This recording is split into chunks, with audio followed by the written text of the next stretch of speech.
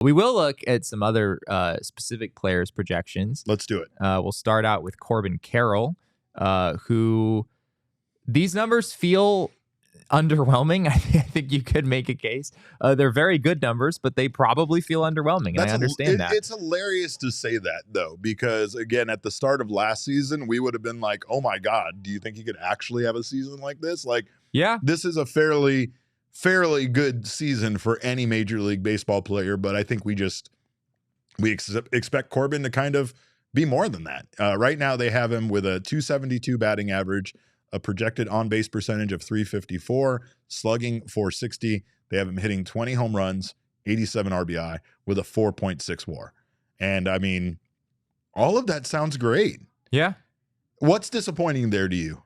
Not having more home runs, not having more RBI, or not having like a better like batting average?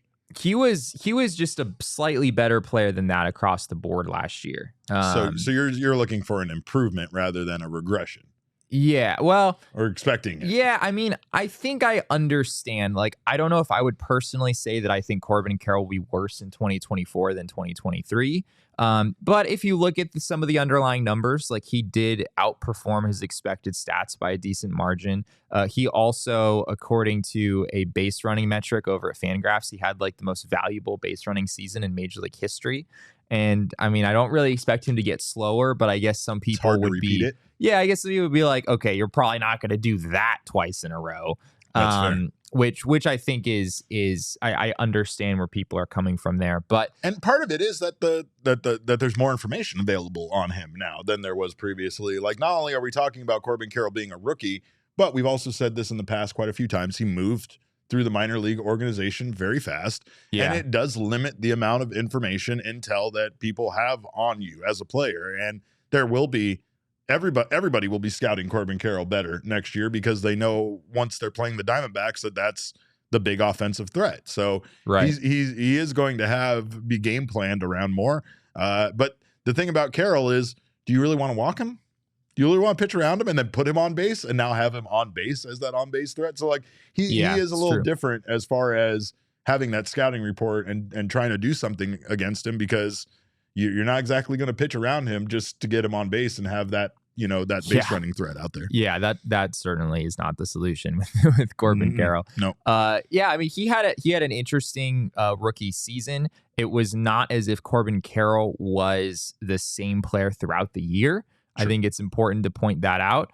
He, between the start of the season and mid-June, when the Diamondbacks were on top of the world, Corbin Carroll was arguably the best player in baseball. If you go back over 300, right? Yeah, if you go back to the MVP chants days, right? Those MVP chants were not hyperbolic. Like that's legitimately the kind of season he was having. If you look at the wins above replacement leaderboard for June 13th, Corbin Carroll led all major league position players in wins above replacement as of June 13th, which is also a day where the Diamondbacks had the best record in the National League. He was a really big reason that happened.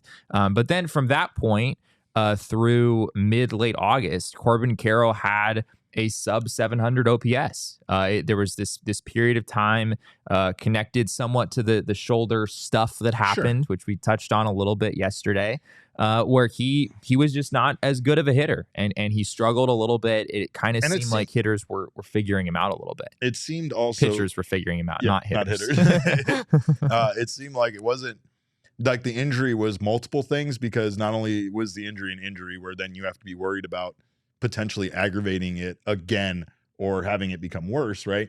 You also have the fact that it seemed like he changed his mechanics during that time due to that injury. Right. So now you weren't seeing him do the one-handed swing or follow through as often.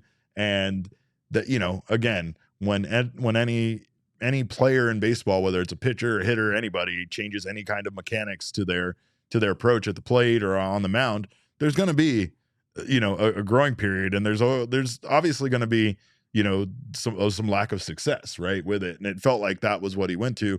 And it wasn't even the case that he was completely abandoning that one-handed swing. And it's not like he did it at all. Unclear. I mean, there was never a clear delineation of like, oh, Corbin now swings different. Yeah. It was always like, well, he kind of like sort of always varied things a little bit. Sure. It was unclear exactly what kind of changes were being made at that point in time. But the results were not there to the degree that they were earlier in the season. And it's hard not to imagine that injury was on his mind a lot of times when he was at the plate until enough time progressed where he was back to just not thinking about it. But that definitely impacted him at the plate. It seemed like, at least that's just me speculating, but I'm sure he would never say it impacted him mentally or anything, because he's always ready to go out there and game. But Corbin Carroll, it's weird because he is projected to have the highest WAR on this team, even higher than Gabriel Moreno. So, I mean, it's still very good. The outlook is still very good. He had a 6 WAR season last year. Yeah. So, 4.6 is on the low end, but there could be some regression there. I wouldn't say that's impossible. I don't think it's a crazy prediction, or a projection, but I would probably take the over on that if I was to pick right now.